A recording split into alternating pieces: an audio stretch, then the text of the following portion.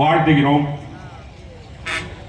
இது திராவிட மாடல் போட்ட கூட்டம் இல்லை, இது இந்துக்கள் போடுற கூட்டம். கூட்டம் கம்மியாக தான் இருக்கும், காசு கொடுத்து வர கூட்டம் இல்லை. இதெல்லாம் குவார்டருக்கும் பிரியாணிக்கும் வர கூட்டம் இல்லை. இது எல்லாம் இன்னைக்கு வேலையை விட்டுட்டு, இன்னைக்கு பொழப்பை விட்டுட்டு, இன்னைக்கு வருமானத்தை விட்டுட்டு வந்திருக்கிற கூட்டம். இவங்களுக்கெல்லாம் நான் முதல்ல பணம் வழங்குறேன். அதே மாதிரி சென்னையிலிருந்து கன்னியாகுமரி வரைக்கும் இருக்கிற காவி தலைவர்கள்லாம் வந்திருக்காங்க. அவர்களுக்கு என்னோட மனமார்ந்த வணக்கத்தை தெரிவித்துக் கொண்டு, குரு பீடத்திலிருந்து நிறையா சன்னியாசிகள் வந்திருக்கிறாங்க, அவங்களுக்கு என்னோட வணக்கத்தை தெரிவிச்சுக்கிறேன். அகில பாரத மக்கள் கட்சி மற்றும் ராஷ்டிரிய சனாதன சேவா சங்கம் அப்படின்னு சொல்லி, ராஷ்டிரிய சனாதன சேவா சங்கம்ங்கிறது ஒரு பிராமின் அசோசியேஷன், அதோட தலைவராகவும் இருக்கேன். இந்த திருமாவளவங்கிற ஒரு முட்டா போய பிராமணன் சொல்லி எல்லாத்தையும் பேசுறான். இவங்க தமிழர்கள் இல்ல அப்படின்னு சொல்லி சொல்றான். கோஷ்டி ரொம்ப அருமையா பேசினார். இந்த முட்டா கோயிலுக்கு வரலாறு தெரியுமா? ஊவே சாமிநாத ஐயர் அப்படிங்கிற ஒரு தலைவர் இல்லைன்னு சொன்னா தமிழே கிடையாது. இவன் சொல்றான் ஜாதி ஒதுக்கிறாங்க, ஜாதியை சொல்லி எல்லாரையும் ஒதுக்குறாங்க ஐயர்கள் அப்படின்னு சொல்றான். இந்த முட்டா பையனுக்கு சொல்லி கொடுக்கணும். பாரதியார் பாடின பாட்டு, பாரதியார் யாரும் ஐயர், ஜாதிகள் இல்லையடி பாப்பா அப்படின்னு சொன்னது ஒரு பாரதி. இங்க எல்லா ஒரு சிற்பால் அடிக்கிற மாதிரி வரக்கூடிய தேர்தலில் நமக்கு இருக்கிற ஒரே ஒரு ஆயுதம் இந்த ஒரு விரல். இந்த ஒரு விரல் நினைச்சதுன்னா இந்த ஆட்சியை புரட்டி தூக்கி எறிஞ்சிடலாம். இவங்க ஜென்மத்துக்கும் வரவிடாமல் பண்ணணும்.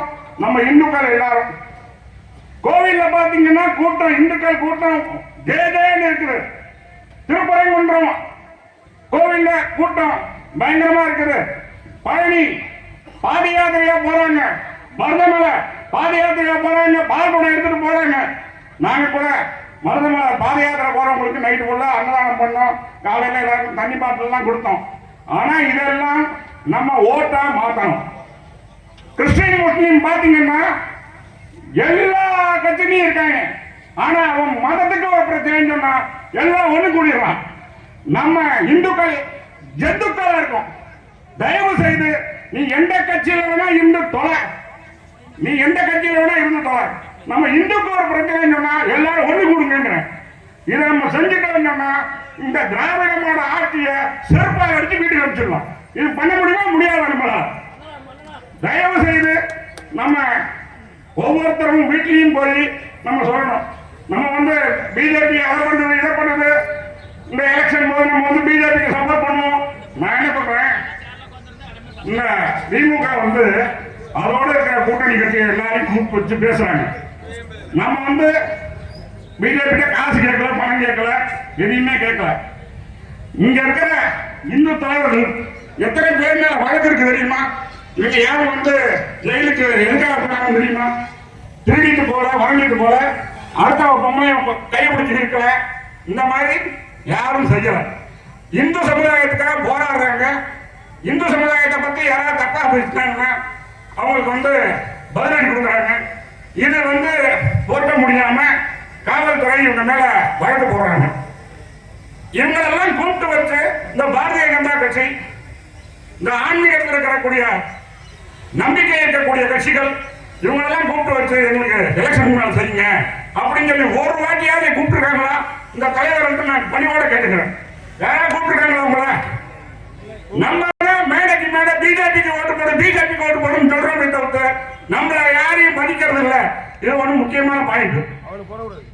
அதாவது நம்ம என்னதான் நம்ம கத்தினாலும் நம்ம காவி துண்டை மேல போட்டோம். எப்ப காவி துண்டை மேல போட்டோமோ மாலையில வாக்கரிசி போட்டு தான் ரோட்டுக்கு வந்துருக்கோம். அதனால நம்ம என்னதான் கத்தினாலும் பிஜேபிக்கு தான் நம்ம ஓட்டு போட போறது. தலையெழுத்து மாற்றவே முடியாது. தயவு செய்து இங்க இருக்கிற பாரதிய ஜனதா கட்சி தலைவர்கள், இந்து அமைப்பு தலைவர்களை மனுஷனா மதிங்க. நீங்க உங்க ஒரு கூட்டம் மட்டும்தான் இந்து தலைவர்கள், மீட்டர்லாம் ரோட்ல விட்ட மாடு நினைக்காதீங்க. தயவு செய்து எல்லா இந்து அமைப்பு தலைவரையும் கூப்பிட்டு உங்கள்கிட்ட பணம் கேட்கல, ஒன்றும் கேட்கல, உங்கள்கிட்ட சீட்டு கூட கேட்கல. இந்த மாதிரி எலெக்ஷனுக்கு வந்து வேலை செய்யுங்க அப்படின்னு சொல்லப்போம். அவ்வளோதான். அதனால இந்த பாருங்க, ஓபன் மீட்டிங்ல இந்த டிஆர் பாலுங்கிற ஒரு பொறுக்கி பேசுறான். இந்த எலெக்ஷன் எப்படி சமாளிக்க தெரியுமோ எனக்கு தெரியும். நான் வந்து பெருமாள் கோவில் எடுத்திருக்கிறேன், பார்வதி கோவில் எடுத்திருக்கிறேன் அப்படின்னு ஒரு ஓபன் மீட்டிங்ல பேசுறான். அவனை ரோட்ல விட்டு நம்மளாம் வேடிக்கை பார்த்துட்டு இருக்கோம். அதனால தயவு செய்து இந்த திராவிடமான ஆட்சி கூண்டாட ஒழியணும் அப்படின்னு கேட்டுக்கிட்டு இங்க பேச முடிக்க வாய்ப்பு தந்த அனைத்து நெஞ்சங்களுக்கும் நன்றியை தெரிவிச்சுக்கிறேன்.